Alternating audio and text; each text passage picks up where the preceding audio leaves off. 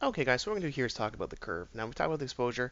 Curve allows you ultimately to adjust the density or tone of your image. Now we'll talk about what density specifically is in a later class, but it refers to how light or dark your image ultimately is.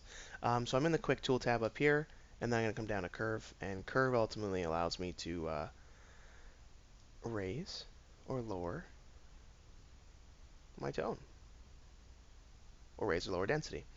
And the way it works is you have a line, and we're just going to drag that off, and you can click anywhere within the image, and it'll ultimately adjust. So I can adjust my highlights because I'm coming up here, and you'll see that the highlight area of my histogram starts to compress a little bit.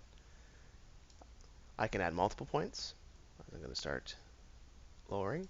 You may have heard of the term S-curve before. It's when you increase highlights and decrease shadow density, and that ultimately creates a greater difference between the two, and then you create contrast.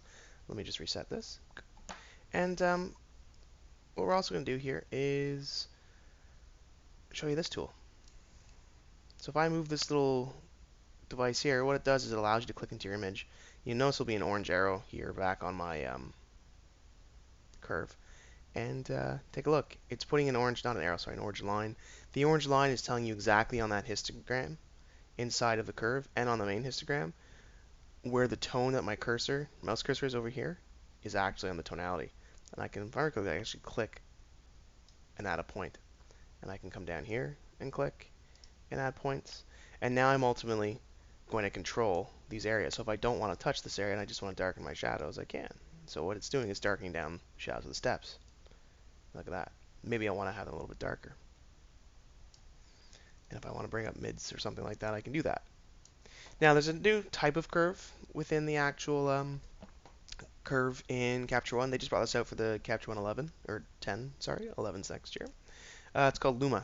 And Luma ultimately only controls tone. So you're not actually touching the color at all, which is pretty handy if you just want to adjust your contrast and leave color alone. And ultimately it just gives you a cleaner looking curve. You can also split into the individual channels. So I can add a red curve, adding more red, or I can remove red, which gives me a cyan. I can go to green and add green, or remove green, which gives me magenta.